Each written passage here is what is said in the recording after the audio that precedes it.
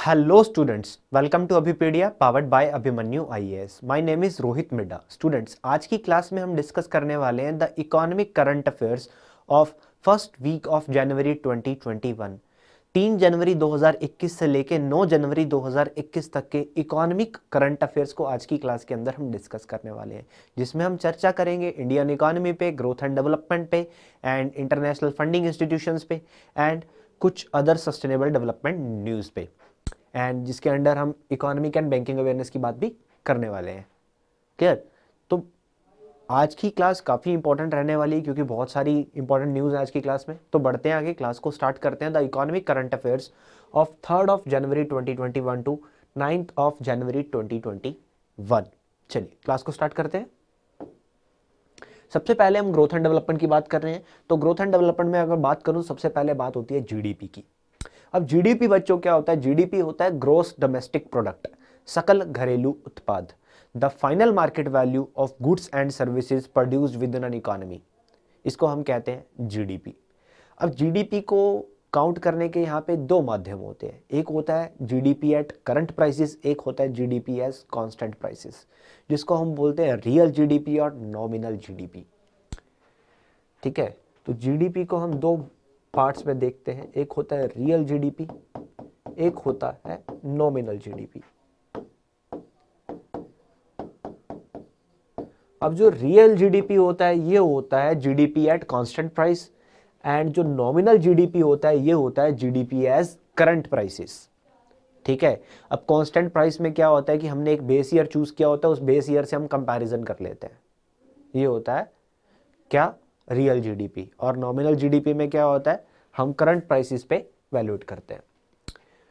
तो अब central government की रिपोर्ट की बात करते हैं। तो सेंट्रल गवर्नमेंट यानी कि नेशनल स्टैटिस्टिकल ऑर्गेनाइजेशन एनएसओ का एक डाटा आता है। एनएसओ कहता है कि भारत की अर्थव्यवस्था, इंडिया की जो जीडीपी है, जो इकोनॉमी है, वो 2020-21 में, यानी कि हमारा जो वित्तीय वर्ष है 2020-21, इसमें रहने वाली है -7.7%। -7.7% रहने वाली है क्या हमारी जीडीपी 2020-21 के अंदर। ये गवर्नमेंट का डाटा आता है, गवर्नमेंट खुद कहती है, एनएसओ का डाटा कहता है। NSO that is national statistical organisation.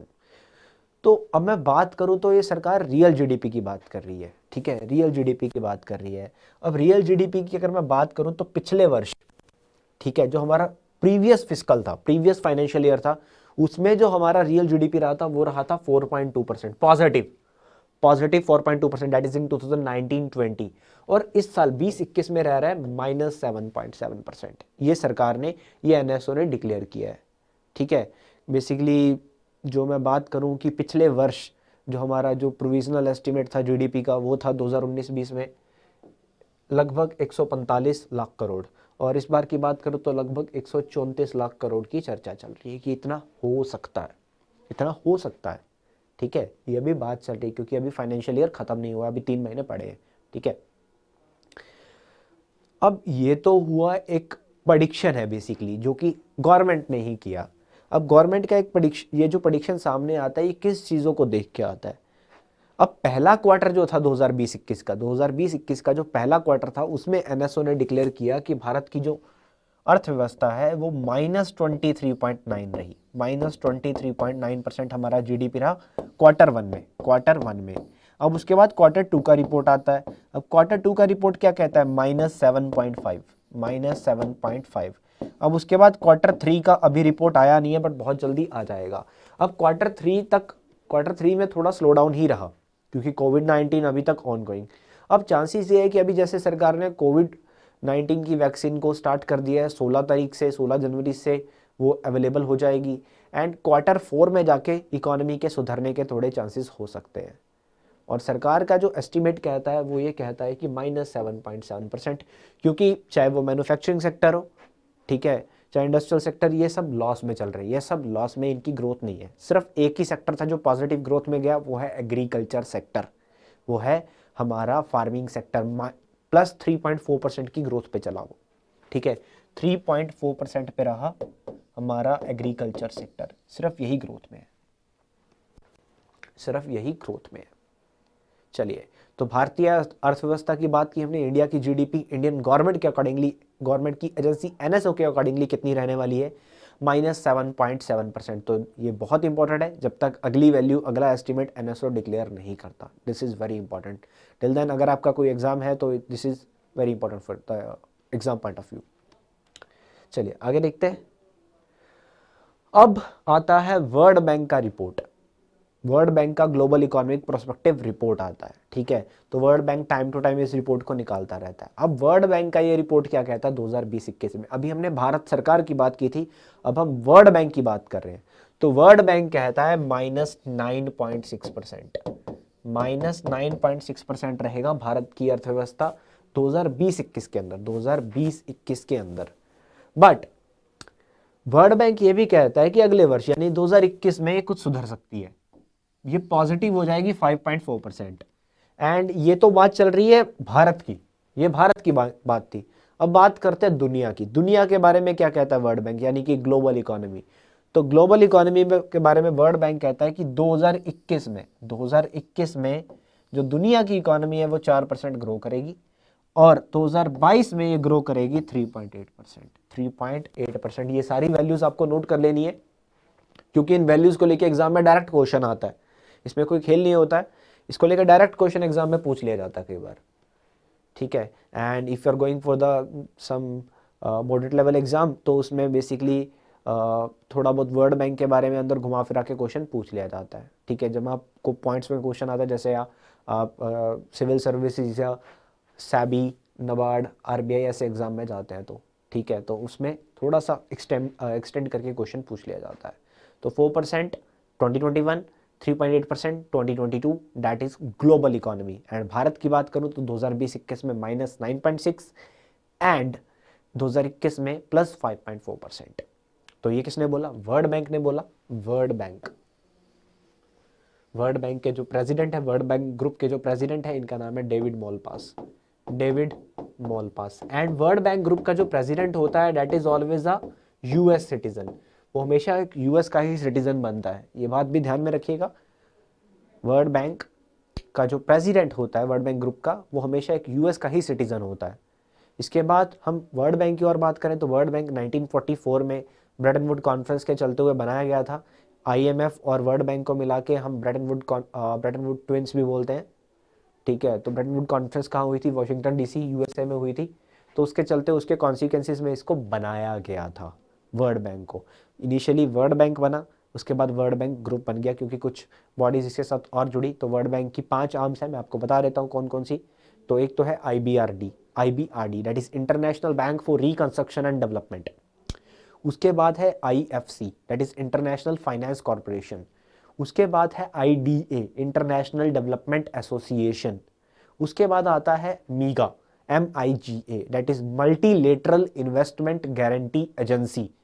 And उसके बाद आता है ICSID, that is international centre for the settlement of investment disputes.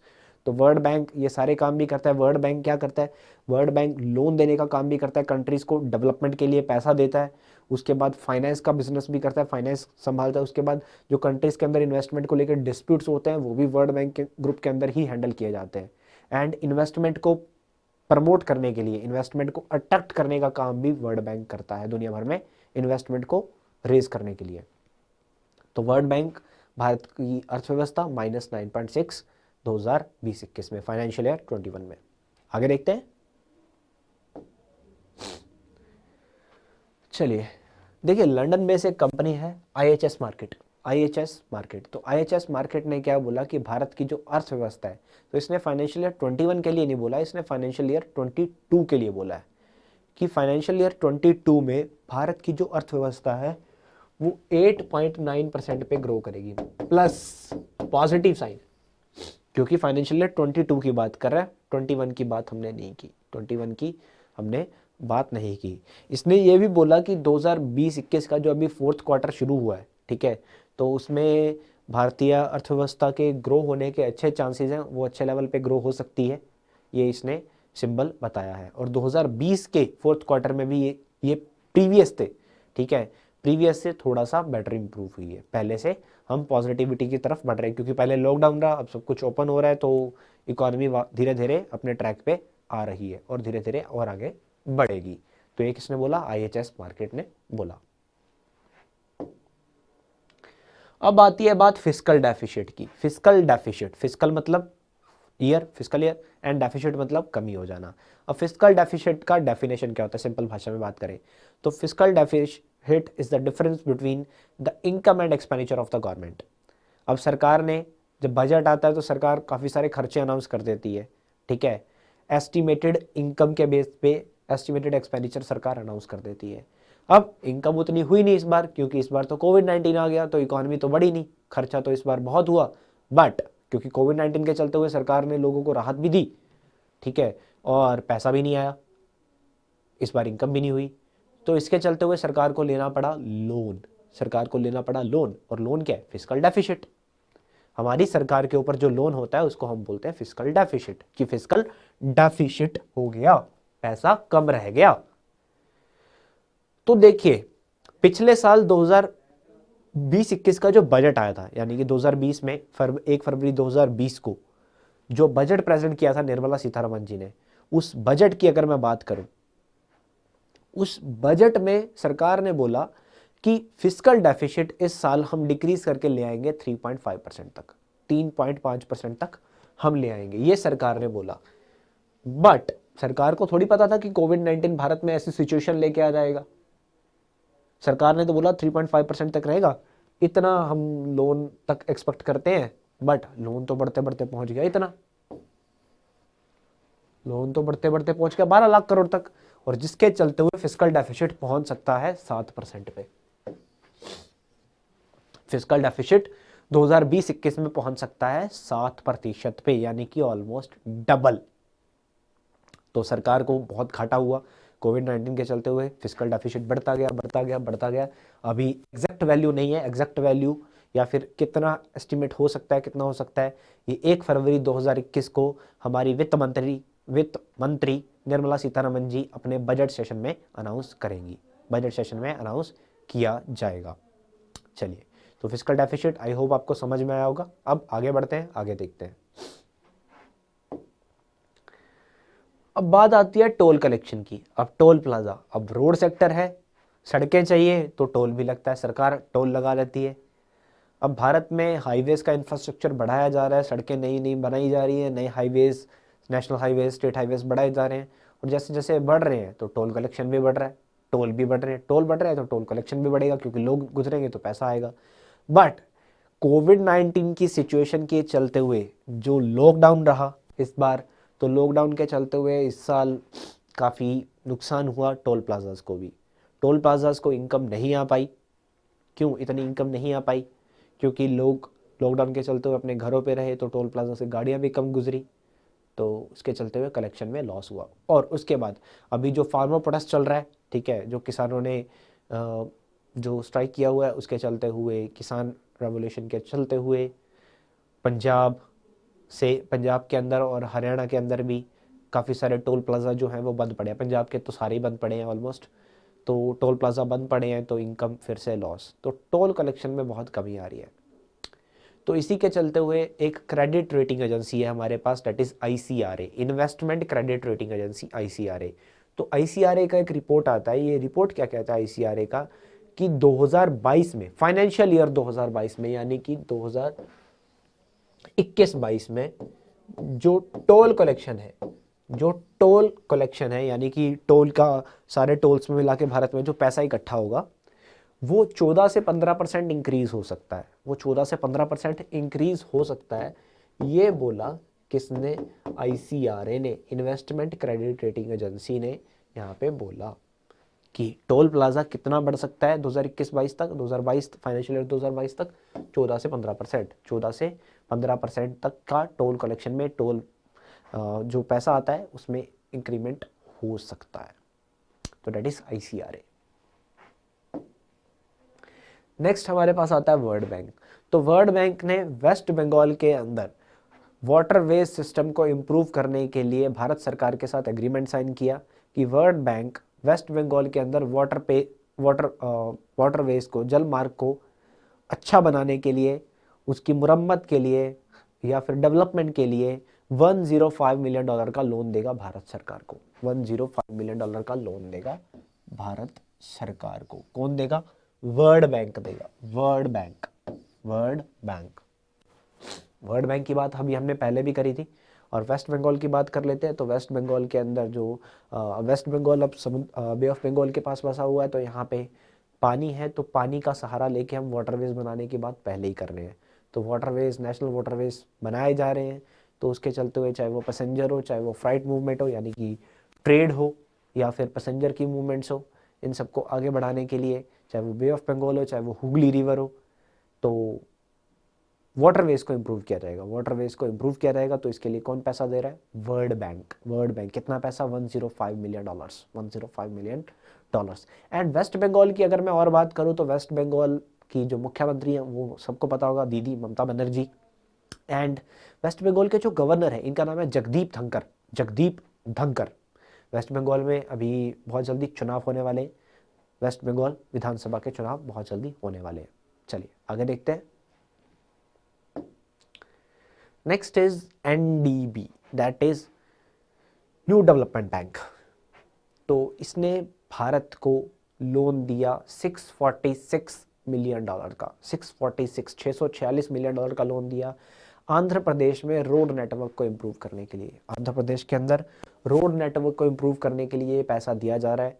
तो बेसिकली कितनी किलोमीटर की रोड जो है, जो कंस्ट्रक्ट की जाएगी या इम्प्रूव की जाएगी, तो that is 1600 kilometre. 1600 kilometre road को यहाँ पे अच्छे लेवल पे बनाया जाएगा, उसको डबल लेन किया जाएगा और अच्छे लेवल पे ब्रिज वगैरह बनाए जाएंगे। तो बेसिकली इसके अंदर 2 प्रोजेक्ट हैं and the both projects of $323 million each. ठीक है, टोटल 646 है, तो इसके अंदर 2 प्रोजेक्ट हैं, दोनों का जो इक्वली अमाउंट डिवाइड है। फर्स्ट प्रोजेक्ट है आंध्र प्रदेश का, जिसके अंदर 1600 किलोमीटर स्टेट हाईवेज को डबल लेन किया जाएगा। और सेकंड प्रोजेक्ट रूरल कनेक्टिविटी को लेके है कि गांव के अंदर सड़कें बनाई जाएंगी, सड़कों को चौड़ा किया जाएगा, वाइड किया जाएगा 1400 किलोमीटर। तो 2 प्रोजेक्ट, दोनों के लिए $323 मिलियन ये अप्रूव किए गए। किसके द्वारा? शंघाई बेस्ड बैंक के द्वारा। शंघाई बेस्ड बैंक के द्वारा। चलिए आगे देखते हैं। नेक्स्ट इज किसान कल्याण मिशन। किसान कल्याण मिशन, देखिए किसान कल्याण मिशन की अगर मैं बात करूं, अब किसान एक तरफ तो किसान स्ट्राइक पे बैठा हुआ है, ठीक है, अपनी मांगों को लेके, फार्म बिल्स को लेके, और दूसरी तरफ डिफरेंट स्टेट गवर्नमेंट्स अपनी अपनी कुछ नई तकनीकों के द्वारा, नई स्कीम्स के द्वारा किसानों को अट्रैक्ट करने की कोशिश कर रही हैं। कुछ साल पहले सरकार ने, बीजेपी गवर्नमेंट ने, एनडीए की सरकार ने एक इनिशिएटिव लाया था कि हम किसानों की आय को दोगुना करेंगे, और इसके लिए सरकार ने एक कमेटी भी बनाई थी, that is Ashok Dalwai committee. इस कमेटी के जो अध्यक्ष थे वो थे अशोक दलवाई, तो सरकार ने बनाई थी अशोक दलवाई कमेटी। अब ये जो अशोक दलवाई कमेटी बनाई गई थी, इसका काम क्या था? रिकमेंडेशंस देना, किस लिए? कि कैसे किसानों की आय को बढ़ाया जा सकता है। Doubles the farmers income by 2022, किस ईयर तक? 2022 तक। अब इसी फार्मर्स इनकम को बढ़ाने के इनिशिएटिव के टुवर्ड्स उत्तर प्रदेश की सरकार ने लॉन्च किया है किसान कल्याण मिशन। किसान कल्याण मिशन। अब इस किसान कल्याण मिशन में क्या होगा? ठीक है, अब कल्याण किसान मिशन के द्वारा के टाइम पे जो किसान हैं उनको जानकारी प्रोवाइड की जाएगी, उनको अवेयरनेस प्रोवाइड की जाएगी कि किस तरह से आपको अपने खर्चों को डिक्रीज करना है और फसल को बचा के चलना है, कि कब आपको कल्टीवेशन करना है। ठीक है, जब मार्केट में डिमांड आ रही है उस अकॉर्डिंगली किस तरह से कल्टीवेशन करना है। ये ना हो कि उधर अभी डिमांड ही नहीं है और आप कल्टीवेशन लेके बैठे हुए घूम रहे हो, तो फिर कम दाम में बिकेगा, फिर कम दाम में ही बिकेगा। बट एक पॉइंट यहाँ पे यह आता है, मौसम। ठीक है, अब किसान ने अगर कल्टीवेशन नहीं किया, हो सकता है मौसम बदल जाए और फसल को बर्बाद भी कर दे। तो ये पॉइंट भी यहाँ पे काउंट किया जाएगा किसान कल्याण मिशन के द्वारा अंदर। तो किसानों को जागरूक किया जाएगा, इनकरेज किया जाएगा कि किस तरह से मार्केट की डिमांड को देखते हुए आपको आगे बढ़ना है। तो डिमांड एंड सप्लाई का लॉ, सप्लाई चेन उनको सिखाई जाएगी, उनको लॉ सिखाया जाएगा कि किस तरह से मार्केट में आपको अपनी इनकम को बढ़ाना है। तो दैट इज किसान कल्याण मिशन। और किस राज्य ने लॉन्च किया है? दैट इज उत्तर प्रदेश की सरकार ने लॉन्च किया है। उत्तर प्रदेश के मुख्यमंत्री योगी आदित्यनाथ जी ने इसको लॉन्च किया है, किसान कल्याण मिशन। नेक्स्ट है कृषि संजीवनी वैन्स। देखिए कर्नाटका के जो मुख्यमंत्री हैं BS येदुरप्पा, तो इन्होंने 40 कृषि संजीवनी वैन्स को लॉन्च किया है। अब ये कृषि संजीवनी वैन्स क्या है? ये कृषि संजीवनी वैन्स किसानों के द्वार पे जाएंगी, किसानों के पास जाएंगी, गांव टू गांव जाएंगी और वहाँ पे जाके मिट्टी की फर्टिलिटी, ठीक है, मिट्टी को, सॉइल को टेस्ट करेंगी, उसके बाद वाटर, ठीक है, पानी को टेस्ट करेंगी, किस तरह से पानी है, ठीक है, और क्या क्या फसल के ऊपर रोग हो रहे हैं तो किस तरह से पेस्ट कंट्रोल करना है, ये सुझाव देगी किसानों को कि मिट्टी कहाँ से ज़्यादा अच्छी है और कैसा पानी है, ये सारी चीज़ों के सुझाव। तो सरकार ने 40 ऐसी वैन्स लॉन्च कर दी है कर्नाटका की सरकार ने, और ये वैन्स गांव गांव पे जाके किसानों के खेतों में जाके ये काम करने वाली है, ताकि फसल को, फिर से वही टू मिशन है कि किसान की आय को बढ़ाना है, तो किसान की आय को बढ़ाने के लिए इनिशिएटिव किए जा रहे हैं। कर्नाटका स्टेट का जो एग्रीकल्चर डिपार्टमेंट है, इसने ये बोला कि हर डिस्ट्रिक्ट के लिए, हर डिस्ट्रिक्ट के अंदर एक फार्मर्स असिस्टेंस सेंटर बनाया जाएगा और एक वैन यहाँ पे ऐसी अपॉइंट की जाएगी। हर डिस्ट्रिक्ट में एक वैन होगी, हर डिस्ट्रिक्ट में एक वैन अपॉइंट करेंगे हम। ये किसने बोला? कर्नाटका की सरकार ने, कर्नाटका की सरकार ने। Next is Bajaj auto. अब बजाज ऑटो एक ऑटोमोबाइल कंपनी जो कि टू व्हीलर्स बनाती है भारतवर्ष में, टू व्हीलर्स बनाने वाली कंपनी। तो बजाज ऑटो लगभग 75 सालों से भारतवर्ष में काम कर रही है। तो 75 सालों से काम करता हुआ बजाज ऑटो देश में बहुत अच्छे लेवल पर तरक्की कर चुका है। तो अभी एक रिपोर्ट आती है, अब इस रिपोर्ट के मुताबिक क्या पता लगता है कि बजाज ऑटो बन चुका है दुनिया की सबसे वैल्यूएबल टू व्हीलर कंपनी। क्यों? अब इसके स्टॉक प्राइस बढ़ गए, ठीक है, 2021 के फर्स्ट दिन यानी कि स्टार्टिंग में ही इसके जो प्राइस हैं, शेयर प्राइस हैं, वो बहुत अच्छे लेवल पे बढ़ गए, और इस शेयर प्राइस के बढ़ने के चलते हुए इस कंपनी की जो मार्केट कैपिटलाइजेशन है वो क्रॉस कर गई 1 लाख करोड़, 1 लाख करोड़। तो एक टू व्हीलर कंपनी की मार्केट कैपिटलाइजेशन का क्रॉस कर जाना तो दुनिया की सबसे बड़ी वैल्यूएबल टू व्हीलर कंपनी बनाता है इसको, बजाज ऑटो को, बजाज ऑटो, बजाज ऑटो। चलिए आगे बढ़ते हैं। NALCO, the National Aluminium Company. अब National Aluminium Corporation Limited organisation की अगर मैं बात करूं, नाल्को की अगर मैं बात करूं, तो नाल्को ने क्या बोला कि 2027-28 तक हम अपने बिजनेस को और बढ़ाना चाहते हैं। हम अपने बिजनेस को बढ़ाने के लिए 2027-28 तक कंपनी को एक्सपैंड करेंगे, और एक्सपैंड करने के लिए हम कंपनी के अंदर 30,000 करोड़ का इन्वेस्टमेंट करने वाले हैं। अपनी ही कंपनी के अंदर 30,000 करोड़ रुपए का इन्वेस्टमेंट हम करेंगे और ऐसा एल्यूमिनियम बनाएंगे, एल्यूमिनियम बनाने वाली कंपनी, एल्यूमिनियम या बॉक्साइट बनाने वाली कंपनी है ये, तो हम ऐसा एल्यूमिनियम बनाएंगे, ठीक है, ताकि हम इसको एक्सपोर्ट भी करें, और वर्ल्ड क्लास इंफ्रास्ट्रक्चर हम बनाने वाले हैं। तो नाल्को ने इसके चलते हुए उड़ीसा की सरकार के साथ एग्रीमेंट साइन किया है, उड़ीसा की सरकार के साथ मिलके नाल्को यहाँ पे बना रहा है वर्ल्ड क्लास एल्यूमिनियम पार्क। कहाँ पे? अंगुल उड़ीसा में, अंगुल उड़ीसा के अंदर, ठीक है, ताकि जो लोकल पीपल है उनको एम्प्लॉयमेंट भी मिले, उनको रोजगार भी मिले, तो एंड जो एल्यूमिनियम है उसको दुनिया भर में बेचा जा सके। तो 30,000 करोड़ रुपए इन्वेस्ट करेगा नाल्को 2027-28 तक, ईयर ध्यान में रखना है। एंड किस राज्य के अंदर? उड़ीसा, उड़ीसा।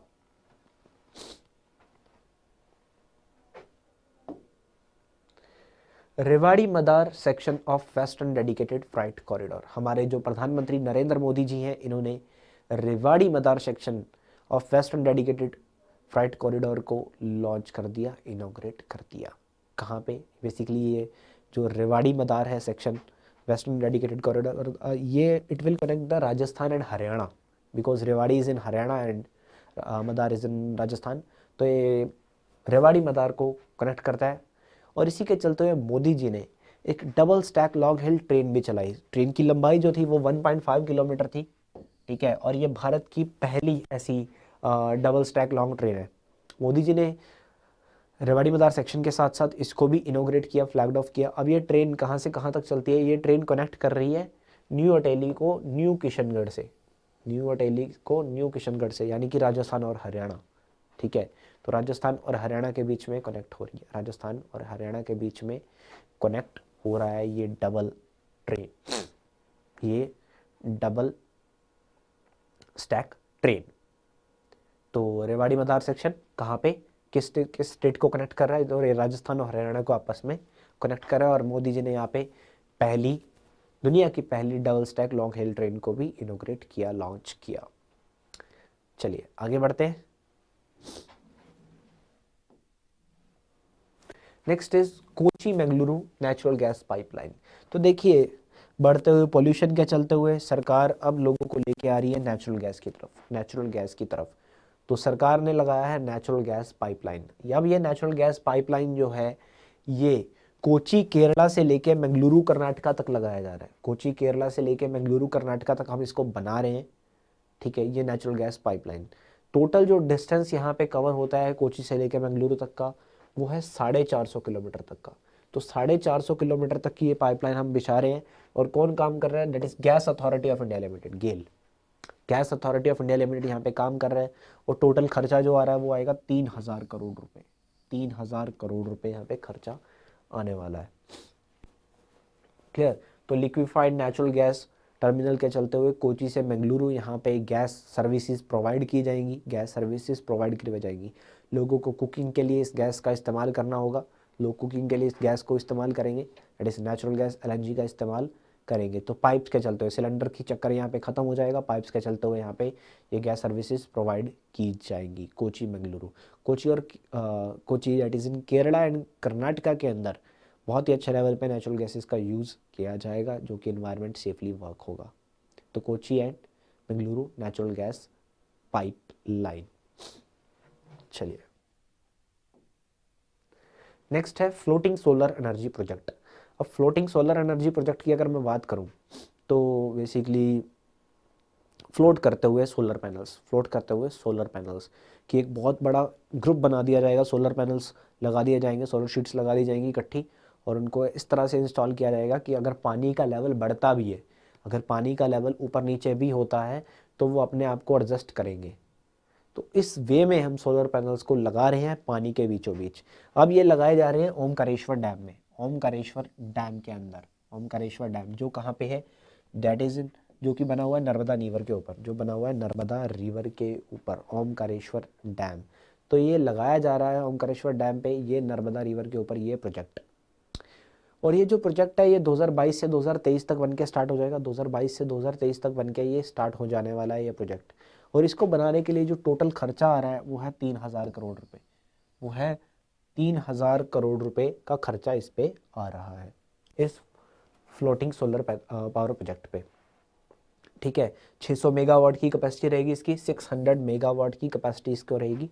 सोलर एनर्जी की जनरेट कर रहा है। ठीक है, ओमकारेश्वर डैम के जो बैक साइड वाटर बहता है वहाँ पे इसको लगाया जाएगा, वहाँ पे इसको लगाया जाएगा। एंड 2 साल में बन के तैयार हो जाएगा, 2 साल में बन के तैयार हो जाएगा। तभी हम बोल रहे हैं 2022 से 2023 तक ये वर्किंग में आ जाएगा। तो अब पावर की बात करें, रिन्यूएबल एनर्जी जनरेट करने की बात कर रहे हैं, क्योंकि सोलर एनर्जी की बात हो रही है। तो India has a target, we all know 175 gigawatt of renewable energy by 2022, and out of this there should be 100 gigawatt solar energy, there should be 100 gigawatt solar energy हमें प्रोड्यूस करनी है। और इसी के चलते हुए ये फ्लोटिंग सोलर एनर्जी प्रोजेक्ट हम चला रहे हैं, फ्लोटिंग सोलर एनर्जी प्रोजेक्ट हम चला रहे हैं। तो फ्लोटिंग सोलर एनर्जी प्रोजेक्ट कहाँ पे? ओमकारेश्वर डैम पे, ओमकारेश्वर डैम के ऊपर।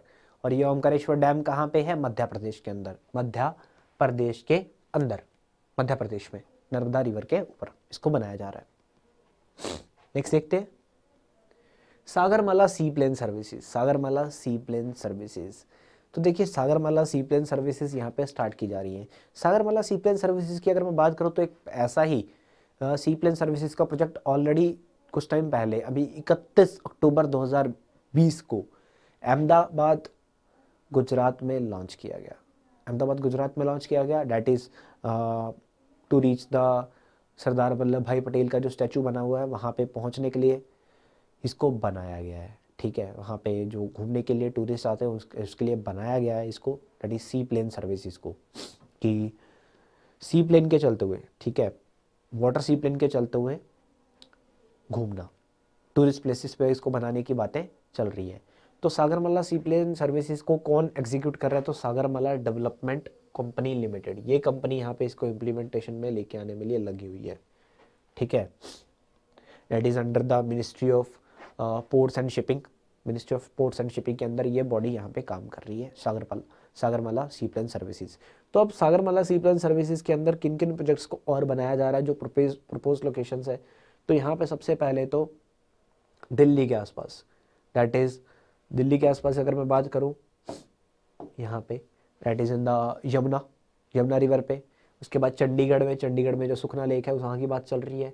टहरी डैम में, ठीक है। श्रीनगर जम्मू एंड कश्मीर नहीं, श्रीनगर एक उत्तराखंड में भी है, श्रीनगर उत्तराखंड में भी है, वहाँ की बात चल रही है, ठीक है। उसके बाद जो नागपुर में हमारे पास है खिंडसी डैम, वहाँ पे। उसके बाद सूरत में, मुंबई में, शिरडी में, ठीक है, चंद्रपुर में, और भी बहुत सारी जगह। असम के अंदर अगर मैं बात करूँ गुवाहाटी में, ठीक है, गुवाहाटी रिवर फ्रंट में, उमरांगसो रिजर्वायर में, बहुत सारे प्लेसेस पे हमारे पास ये प्रोजेक्ट सागरमाला सी प्लेन सर्विसेज को हम लॉन्च करने की बात कर रहे हैं, ठीक है। क्योंकि सरकार ने एक प्लान चलाया था, उड़े देश का आम नागरिक, तो उसी के चलते हुए सरकार एयर सर्विसेज को और बढ़ाने में लगी हुई और अब सरकार ने बात कर दी सी प्लेन, यानी कि पानी से उड़ने वाला, पानी से टेक ऑफ करने वाला प्लेन, ठीक है। तो सी प्लेन सर्विसेज को बढ़ाया जा रहा है, ऐसा ही नहीं, कुछ union territories that is Lakshadweep और अंडमान निकोबार जैसी प्लेसेस पे भी इसको चलाया जाएगा, ये सागरमाला सी प्लेन सर्विसेज के अंदर। तो ऐसा ही एक प्लेन, जैसे मैं आपको पहले बता चुका हूँ कि ये ऑलरेडी साबरमती रिवर फ्रंट पे लॉन्च किया जा चुका है। कब? 31 अक्टूबर 2020 को सरदार वल्लभ भाई पटेल को मेमोरेट करने के लिए बेसिकली इसको लॉन्च किया गया था उस वक्त। नेक्स्ट, टाटा पावर लिमिटेड ने small industries development bank of India that is SIDBI के साथ हाथ मिलाया है। MSMEs that is micro small and medium enterprises के जो रूफ टॉप्स हैं, अब जो कंपनीज बसी हुई हैं, जो माइक्रो स्मॉल या मीडियम इंटरप्राइजेस बसी हुई हैं, अब अगर वो कंपनीज के अंदर इलेक्ट्रिसिटी का इस्तेमाल होता है, पावर का इस्तेमाल वो करती हैं, अब सरकार चाहती है रिन्यूएबल की तरफ बढ़ाना। तो इसी के चलते हुए वो जो प्लांट्स है कंपनी के, अगर वो अपने रूफ टॉप के ऊपर, कंपनी के प्लांट के रूफ टॉप के ऊपर अगर कंपनी लगाना चाहती है क्या, सोलर पैनल्स, तो उसके लिए फाइनेंस करेगा टाटा पावर। तो टाटा पावर ने इसी के चलते हुए SIDBI that is small industries development bank of India के साथ हाथ मिलाया है, ठीक है।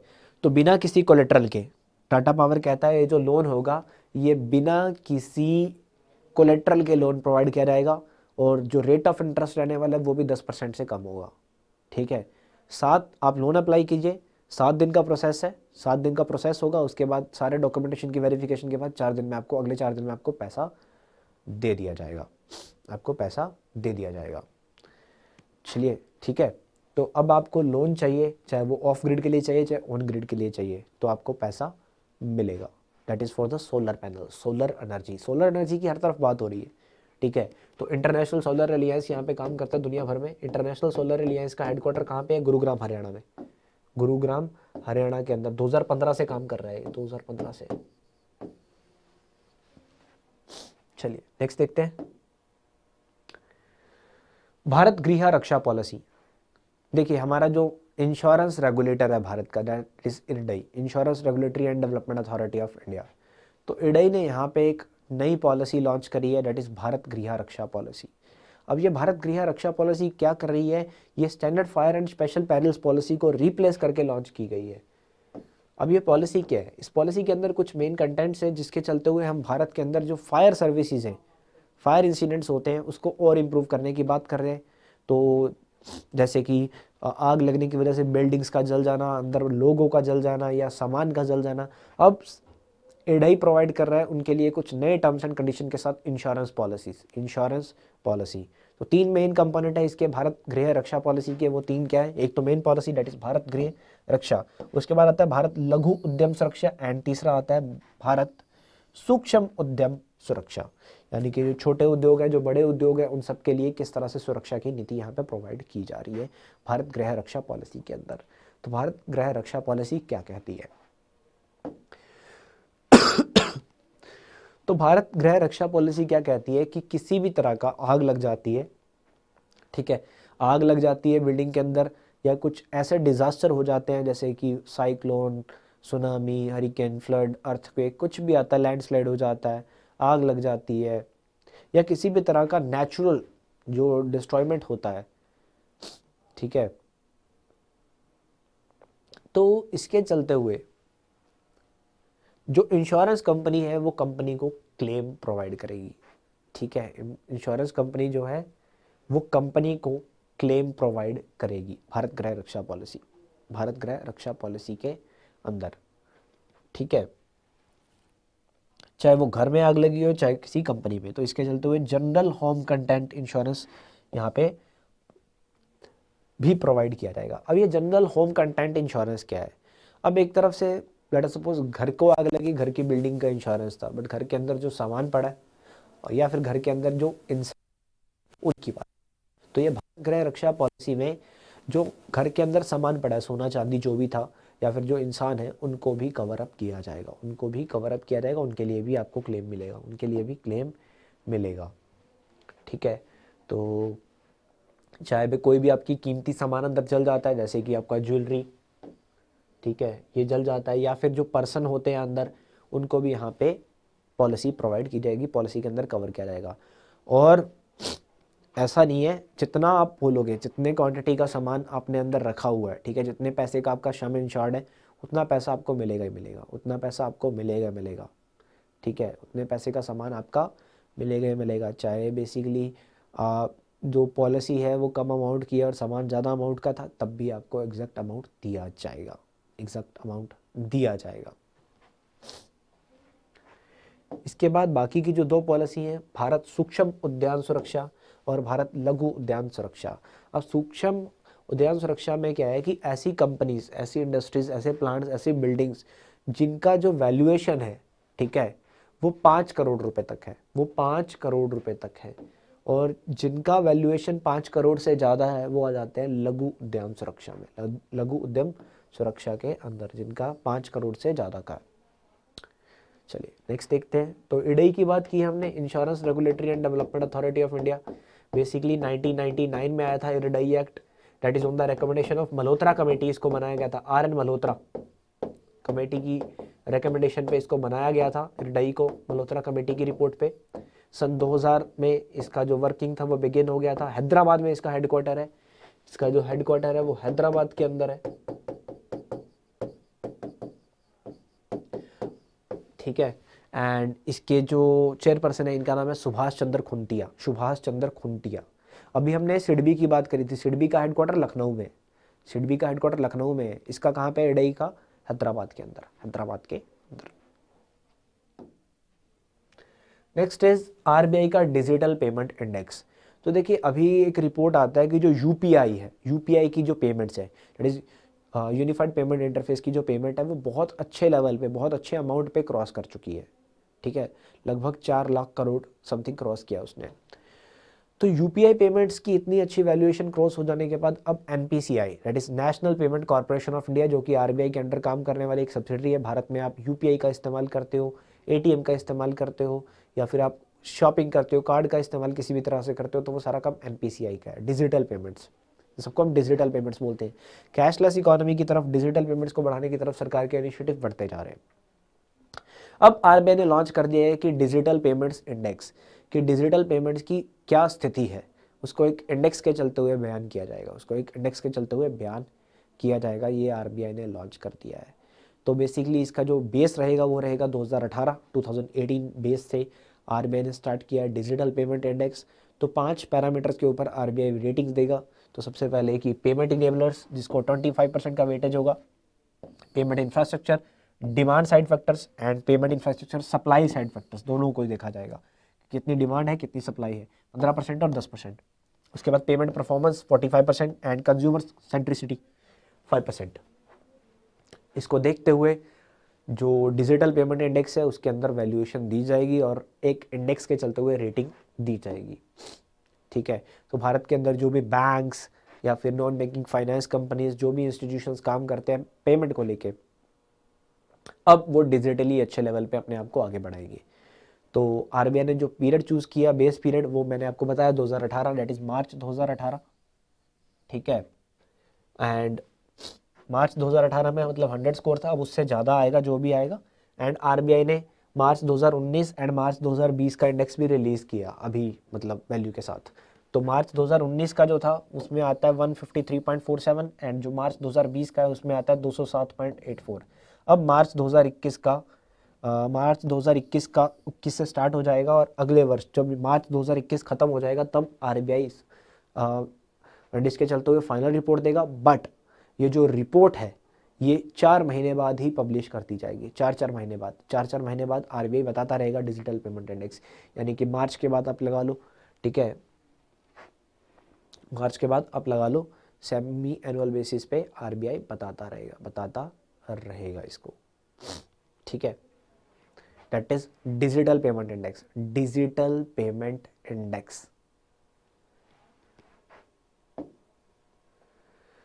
Next is reserve bank of India ने एक finance company that is Bajaj finance के ऊपर 2.5 करोड़ रुपए की पेनल्टी लगाई है, 2.5 करोड़ रुपए की पेनल्टी चार्ज करी है, क्योंकि ये रिकवरी नॉर्म्स को लेके सही ढंग से काम नहीं कर रहा था, उसको लेकर रूल्स वायलेशन की है इसने, ठीक है। जो रिकवरी प्रोसेस होता है आरबीआई ने बैंक्स के लिए या नॉन बैंकिंग फाइनेंस कंपनीज के लिए, हाउसिंग फाइनेंस कंपनीज के लिए रूल्स एंड रेगुलेशन सारे के सारे लॉन्च किए हुए हैं, चाहे वो रिकवरी हो चाहे वो लोन सेंक्शन हो। तो रिकवरी को लेके अच्छे लेवल पे काम नहीं कर रहा था, तो इसी के चलते हुए आरबीआई ने 2.5 करोड़ रुपए की पेनल्टी लगाई है बजाज फाइनेंस कंपनी के ऊपर। नेक्स्ट है रिजर्व बैंक, नेक्स्ट है आरबीआई ने लॉन्च किया है सुपरवाइजरी कॉलेज के लिए एक एकेडमिक एडवाइजरी काउंसिल। देखिए सुपरवाइजरी कॉलेज क्या होता है, सबसे पहले वो बैंक जो इंटरनेशनल डीलिंग्स करते हैं, वो बैंक जो इंटरनेशनल बिजनेस भी करते हैं, इंटरनेशनल अच्छे लेवल पे, जिनकी बहुत अच्छे लेवल पे प्रेजेंस है, ठीक है। तो उन बैंक्स को सुपरवाइजरी स्किल्स प्रोवाइड करवाने के लिए, उन बैंक्स के अंदर सुपरवाइजरी स्किल्स प्रोवाइड करवाने के लिए आरबीआई लॉन्च करता है, आरबीआई ने बनाया हुआ है सुपरवाइजरी कॉलेज। तो अभी आरबीआई ने एक एकेडमिक एडवाइजरी काउंसिल बनाई है जिसके चेयरमैन रहेंगे आरबीआई के पूर्व डिप्टी गवर्नर एनएस विश्वनाथन जी अब इसके रहेंगे हेड चेयरपर्सन इस कमेटी के, ठीक है, जो कि सेंट्रल बैंक के डायरेक्टर्स को, ठीक है, आरबीआई के डायरेक्टर्स को गाइडेंस देंगे कि किस तरह से आगे बढ़ाया जा सकता है सुपरवाइजरी कॉलेज के चलते हुए बिजनेस, बैंक्स का बिजनेस, किस तरह से स्किल्स की रिक्वायरमेंट है, ठीक है, किस तरह से स्किल्स की रिक्वायरमेंट है। अब कौन कौन से बैंक यहाँ पे इसके अंदर कवर होते हैं, सुपरवाइजरी कॉलेज के अंदर बेसिकली 6 बैंक ही कवर होते हैं, क्योंकि ये 6 बैंक ऐसे हैं जो कि फॉरेन में, ठीक है, इंटरनेशनल लेवल पे अच्छी प्रेजेंस इनकी है, मतलब भारतीय बैंक जिनमें है state bank of India, ICICI bank, bank of Baroda, axis bank and bank of India and Punjab national bank. ये 6 बैंक है जो कि अच्छे लेवल पे अब्रॉड में या फॉरेन कंट्रीज में वर्क करते हैं। तो इनको इनकी सुपरवाइजरी स्किल्स को बढ़ाने के लिए, ठीक है, इनके जो मैनेजमेंट है उसको और आगे इंप्रूव करने के लिए सुपरवाइजरी कॉलेज बढ़ाया गया है। क्लियर। तो आरबीआई का सुपरवाइजरी कॉलेज ने अब एक काउंसिल बनाई, अब एक एकेडमिक एडवाइजरी काउंसिल बनाई जिसके अध्यक्ष रहेंगे एनएस विश्वनाथन। नेक्स्ट आरबीआई ने लॉन्च किया है legal entity identifier code.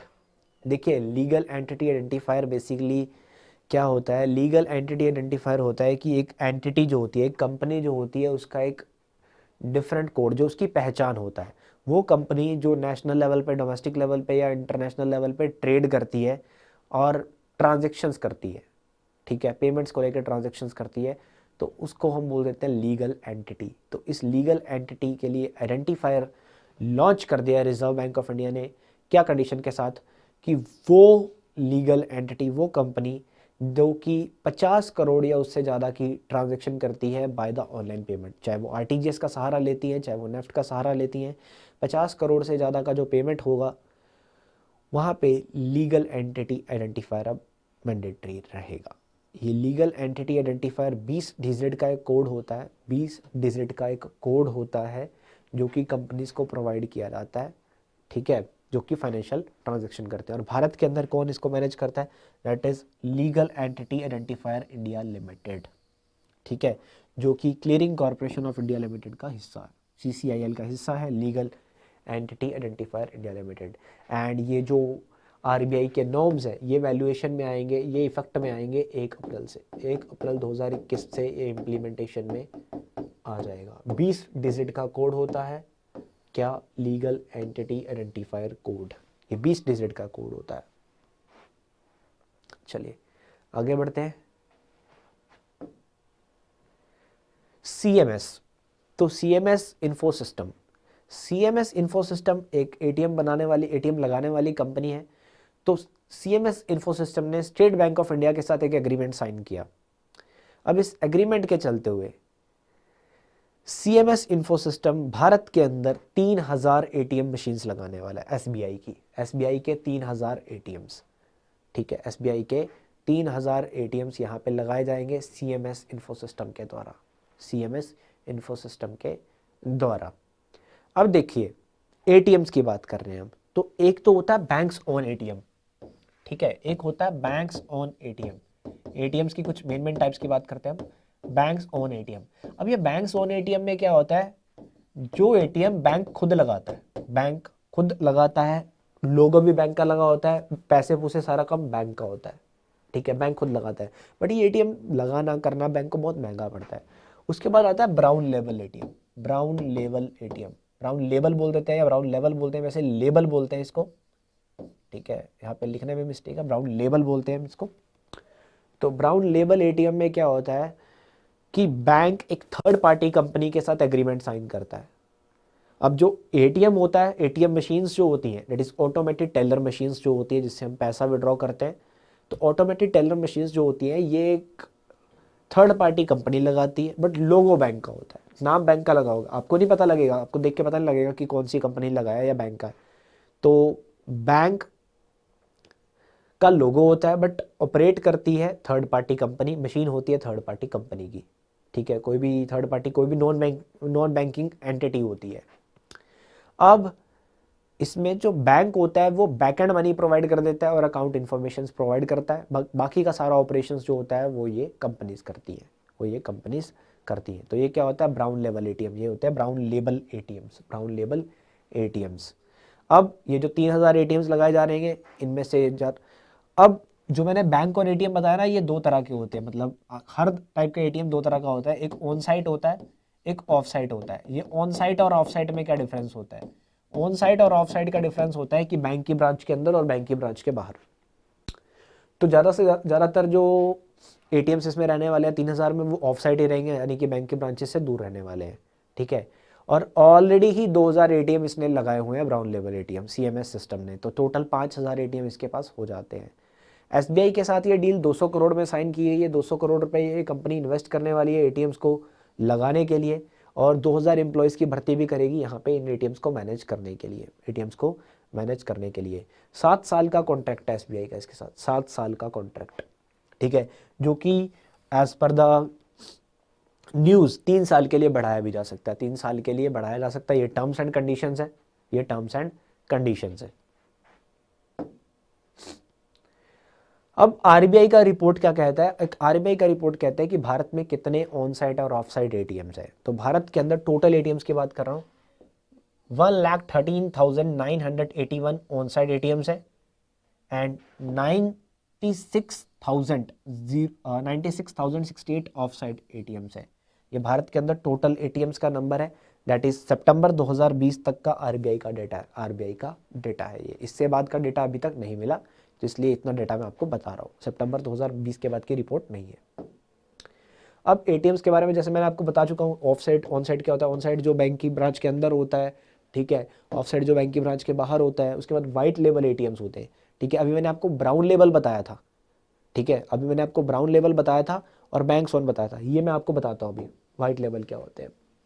Green level ATMs जो एग्रीकल्चर के लिए बनाए जाते हैं, ठीक है, एग्रीकल्चर प्रोजेक्ट्स के लिए बनाए जाते हैं, that is green level. Orange level जो होते हैं दैट इज जो शेयर ट्रांजेक्शन्स के लिए बनाए जाते हैं। येलो लेवल ATMs जो होते हैं वो जो ई-कॉमर्स के लिए बनाए जाते हैं, हम मार्केट में जाते हो।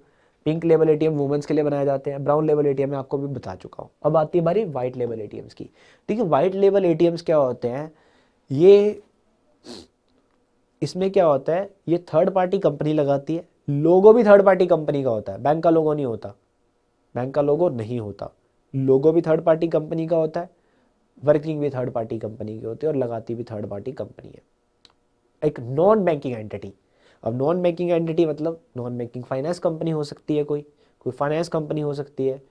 तो वाइट लेबल एटीएम भारत में लगाए गए, भारत में कैशलेस इकोनॉमी को, डिजिटल पेमेंट्स को बढ़ाने के लिए, बूस्टअप करने के लिए आरबीआई ने नॉन बैंकिंग फाइनेंस कंपनीज को या अदर इंस्टीट्यूशंस को भी अप्रूवल दिया कि आप चाहो तो वाइट लेबल एटीएम्स लगा सकते हो। बट इसमें बैंक का लोगो नहीं लगा होता, इसमें बैंक का लोगो नहीं लगा होता। ये सभी बैंक्स के लिए काम करती है, ये सभी बैंक्स के लिए काम करती है। भारत का जो पहला वाइट लेबल एटीएम था, भारत का जो पहला वाइट लेबल एटीएम था जिसका नाम था इंडी कैश, इसका नाम था, जो कि टाटा कम्युनिकेशन पेमेंट सिस्टम ने लगवाया था, जो कि टाटा कम्युनिकेशन सिस्टम ने लगवाया था। इंडी कैश, इंडी कैश ये भारत का पहला वाइट लेबल एटीएम था। तो एटीएम्स के बारे में थोड़ी जानकारी साझी की हमने। अब आगे बढ़ते हैं। अब आता है Shivalik bank, Shivalik mercantile bank, Shivalik mercantile cooperative bank. अब देखिए कोऑपरेटिव बैंक्स जो थे, अभी कुछ टाइम पहले आपने देखा होगा Punjab and Maharashtra cooperative bank, उसके कोऑपरेटिव बैंक्स जो होता है ये cooperative societies act, cooperative societies registration act के अंदर रजिस्टर किए होते हैं। ठीक है, कोऑपरेटिव सोसाइटीज का शेयर होता है इसके अंदर।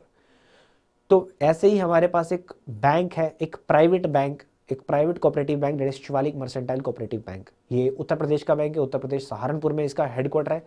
तो शिवालिक मर्सेंटाइल बैंक ने अभी क्या बोला, मतलब काफ़ी टाइम पहले बोला था, अब तो इसका लीगल प्रोसेस हो रहा है कि अपने आप को स्मॉल फाइनेंस बैंक में कन्वर्ट करना चाहता है। अब स्मॉल फाइनेंस बैंक आरबीआई ने 2015-16 में लॉन्च किए थे। भारत का जो पहला स्मॉल फाइनेंस बैंक था उसका नाम था कैपिटल स्मॉल फाइनेंस बैंक। जो स्मॉल फाइनेंस बैंक क्या होता है, छोटे लेवल के बैंक है। स्मॉल लेवल के बैंक बेसिकली एमएसएमईज को लोन देने के लिए इनको बनाया गया था, लो लेवल बैंकिंग के लिए, सिर्फ इंडियंस के लिए ही काम करते हैं small finance bank. That is on the recommendation of Nachiket more committee, Nachiket more committee की रिकमेंडेशन पे इनको बनाया गया था। बट नचिकेत मोर कमेटी ने सिर्फ रिकमेंडेशन दिया, उसके बाद जब आरबीआई ने बैंक्स को इंट्रोड्यूस किया तो बहुत सारे एप्लीकेशन आए। अब इन एप्लीकेशंस में से किस किस को अप्रूवल देना चाहिए वो सब देखने के लिए आरबीआई ने एक और कमेटी बनाई, that is Usha Thorat committee, that is Usha Thorat committee. तो स्मॉल फाइनेंस बैंक अब भारतवर्ष में काम कर रहे हैं ऑलरेडी। तो कोऑपरेटिव बैंक्स के लिए भी सर आरबीआई ने नॉर्म्स रख दी कि अगर कोई cooperative bank small finance bank बनना चाहता है तो वो बन सकता है, अपने आप को कन्वर्ट कर सकता है। ठीक है, क्योंकि स्मॉल फाइनेंस बैंक बन के वो पूरे इंडिया ओवर लेवल में काम कर सकता है, अच्छे लेवल पे काम कर सकता है स्मॉल फाइनेंस बैंक के साथ। अब एक स्मॉल फाइनेंस बैंक को स्मॉल फाइनेंस बैंक एंटिटी में रजिस्टर होने के 5 साल के अंदर अंदर अपनी पेड अप कैपिटल को अपनी इक्विटी कैपिटल को 200 करोड़ रुपए तक रेज करना होता है, 200 करोड़ तक, क्योंकि प्रीवियसली तो 100 करोड़ होता है। ठीक है, इनिशियली 100 करोड़, बट 5 साल के अंदर अंदर 200 करोड़ तक कैपिटल लेके जानी है। ठीक है, ये स्मॉल फाइनेंस बैंक के लिए मतलब अमेंडेड आरबीआई की टर्म्स है। तो भारत का पहला ऐसा अर्बन कोऑपरेटिव बैंक, भारत का पहला ऐसा कोऑपरेटिव बैंक जो कि स्मॉल फाइनेंस बैंक में कन्वर्ट हुआ, इसका नाम है Shivalik mercantile bank, Shivalik mercantile cooperative bank. इसका हेडक्वार्टर है उत्तर प्रदेश सहारनपुर के अंदर, सहारनपुर के अंदर। और 1 अप्रैल 2021 से ये अपना काम स्टार्ट कर देगा, इसकी वर्किंग स्टार्ट हो जाएगी as a small finance bank. चलिए आगे देखते हैं।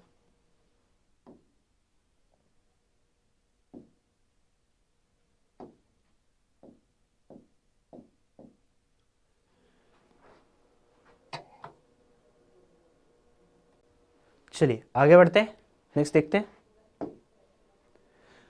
पंजाब नेशनल बैंक ने एग्रीमेंट साइन किया है आईआईटी कानपुर के साथ, पंजाब नेशनल बैंक ने आईआईटी कानपुर के साथ एग्रीमेंट साइन किया है कि आईआईटी कानपुर के जो आईआईटी कानपुर का जो सेंटर है, उसका जो कैंपस है, इसके अंदर लगाया जाएगा फिनटेक इनोवेशन सेंटर, इसके अंदर बनाया जाएगा फिनटेक इनोवेशन सेंटर।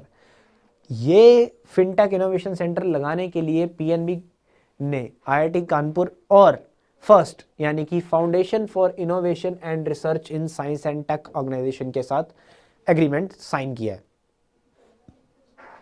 यानी कि ये तीनों ग्रुप्स मिलके पीएनबी, आईआईटी कानपुर और फर्स्ट, ये आईआईटी कानपुर के कैंपस के अंदर, इंस्टीट्यूट कैंपस के अंदर लगाने वाले हैं क्या, एक इनोवेशन सेंटर, एक इनोवेशन सेंटर जो कि फिनटेक यानी कि फाइनेंस प्लस टेक्नोलॉजी, यानी कि डिजिटल ट्रांजेक्शन्स को कैसे बढ़ाया जा सकता है, कैशलेस इकोनॉमी को और अच्छे लेवल पे कैसे बढ़ाया जा सकता है, उसके लिए एक इनोवेशन सेंटर यहाँ पे बनाया जाएगा आईआईटी कानपुर के अंदर, आईआईटी कानपुर के अंदर, कि टेक्नोलॉजी का सहारा लेके बिजनेस को, पेमेंट सिस्टम को कैसे बढ़ाया जा सकता है, फिनटेक। नेक्स्ट हमारे पास है बंधन बैंक। अब बंधन बैंक की बात करो तो बंधन बैंक ने लॉन्च किया है शौर्य सैलरी अकाउंट, शौर्य सैलरी अकाउंट। अब ये शौर्य सैलरी अकाउंट किसके लिए? डिफेंस पर्सनल्स के लिए। हमारी जो फोर्सेस है, डिफेंस फोर्सेस, चाहे वो आर्मी, एयरफोर्स, नेवी है, उन सब के लिए बेसिकली इसको लॉन्च किया गया। किस बैंक ने लॉन्च किया? बंधन बैंक ने शौर्य सैलरी अकाउंट। अब इस शौर्य सैलरी अकाउंट में क्या क्या फीचर डिफेंस पर्सनल्स को मिलने वाले, क्या क्या फीचर्स ये बैंक, बंधन बैंक देने वाला। बंधन एक प्राइवेट बैंक है, इससे पहले 2014 में बनाया गया था, इससे पहले ये एक नॉन बैंकिंग फाइनेंस कंपनी थी बंधन बैंक। अब इनके पास जो पैसा है, बेसिकली डिफेंस पर्सनल्स के पास जो पैसा होगा, जो एसेट्स होंगे, उनको प्रॉपर प्रोटेक्शन दिया जाएगा, ठीक है। ATM services, ATM card, cheque books, credit card, ये सारी सर्विसेज भी प्रोवाइड की जाएगी। इसके साथ साथ फ्री पर्सनल एक्सीडेंटल इंश्योरेंस मिलेगा 30 लाख रुपए तक का, 30 लाख रुपए तक का एक्सीडेंटल इंश्योरेंस। उसके बाद एजुकेशनल बेनिफिट मिलेंगे 1 लाख हर साल के, हर साल 1-1 लाख रुपए का एजुकेशनल बेनिफिट मिलेगा 4 साल के लिए, ठीक है। अगर जो पर्सन है, जो डिफेंस पर्सनल है, उसकी डेथ हो जाती है, वो मर जाता है किसी वजह से, लड़ाई में या नेचुरल डेथ, तो 4 साल तक उसके बच्चे की पढ़ाई के लिए 1-1 लाख रुपए मिलेगा हर साल। उसके बाद एयर एक्सीडेंट जो एयरफोर्स वाले हैं उनके लिए, एयर एक्सीडेंट के केस में 1 करोड़ रुपए तक का कवर मिलेगा फैमिली को, 1 करोड़ रुपए तक का कवर एयर एक्सीडेंट के केस में, ठीक है। उसके बाद waiver of issuance and annual charges on Shaurya Visa platinum debit card.